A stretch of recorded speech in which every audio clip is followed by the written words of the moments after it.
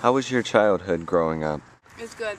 I lived in Virginia from since I was 6 months old till I was 7. I was born in Savannah, Georgia, though. Then moved up there. I went to a private school, did ballet, got whatever I wanted, lived in an apartment. I only had like 3 friends. Why'd you move away from Virginia? Family reasons. My mom's side of the family was taking advantage of my grandmother down here. But living in Virginia was interesting. I got some crazy stuff happened in that apartment. It was awesome. Until and then I had a sister because I was like bored, which was when I was 7. When we moved here, my sister was born because I didn't really have any friends. So I asked for a sister.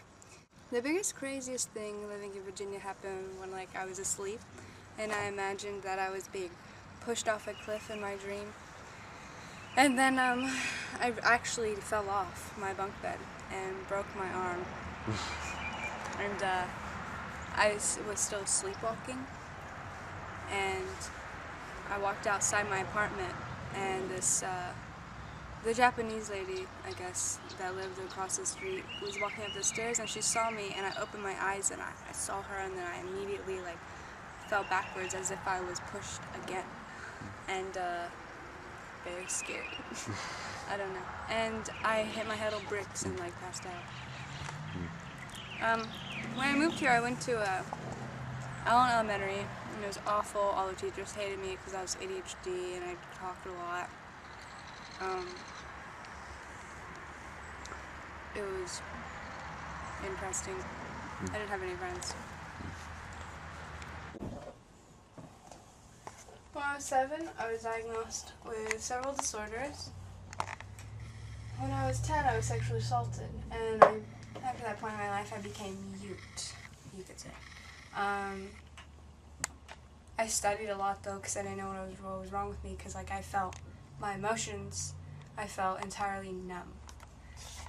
So I studied a lot about psychology and the brain, because I didn't know why I just couldn't speak.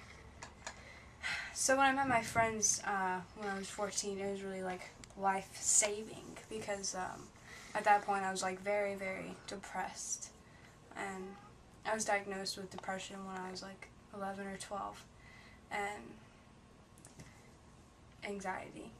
When I met my friends, they were very, very helpful and supportive, and I never told them what was wrong with me, but they just knew I was really upset all the time. In 10th grade, I was homeschooled, and I studied a lot about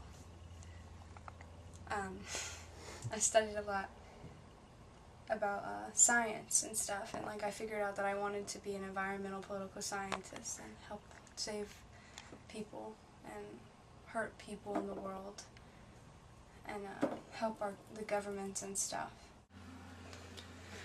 I started self-harming when I was 10 years old or 9. I was put on medication since the age of 9, since I was diagnosed the year or 2 before. I stopped taking medication recently only because I couldn't afford it. And in 2012, that December, I did my first show with my friends, and it was at somebody's house, and it was the most empowering moment of my life. I felt very powerful singing the songs that I wrote, and then most of them with me and my friends, and it was very beautiful and awesome, and I was this little girl, and I had I've always sang very in a dominant way, very powerful way, and these people I could just feel the in awe, and I was very proud of myself that night because I've never felt like that before. I thought that's what I wanted to do with my life until I was 14, and then I became impassionate until I was 15. Well, I stopped becoming being passionate around 13, actually. No. On a date with my boyfriend at the picnic.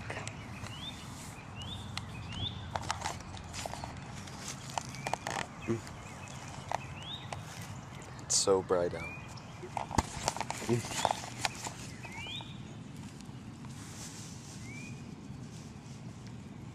Still here.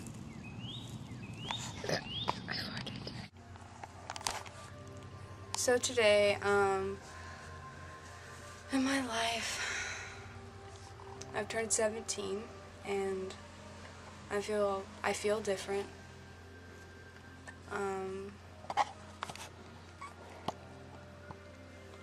I met Justin this year, September 2015, 14, ugh. And I recently got a job, and I met my best friend over the summer, and they've made a very big impact on my life. They're awesome. I went to a Young Lean concert with them in December, and it was like a very ridiculous moment in my life. It was like really awesome.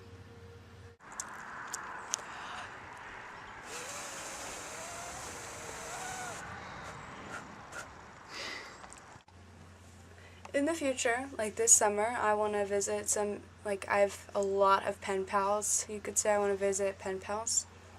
I want to get my permit, soon. And I'm going to get my driver's license next year, and I'm going to sell my father's Miata after I fix it up. I plan on getting a different job, a better job, another job.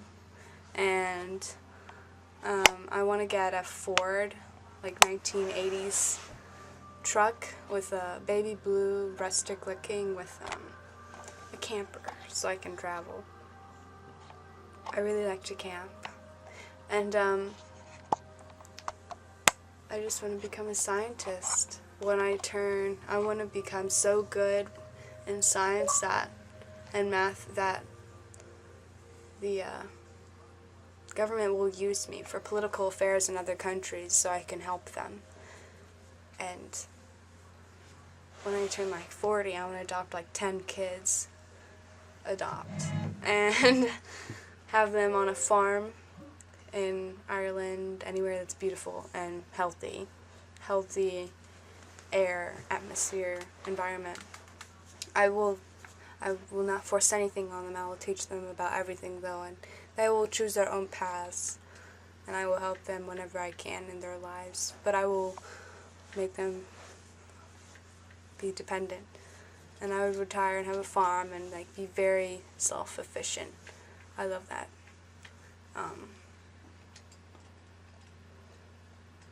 And then I die. That's it.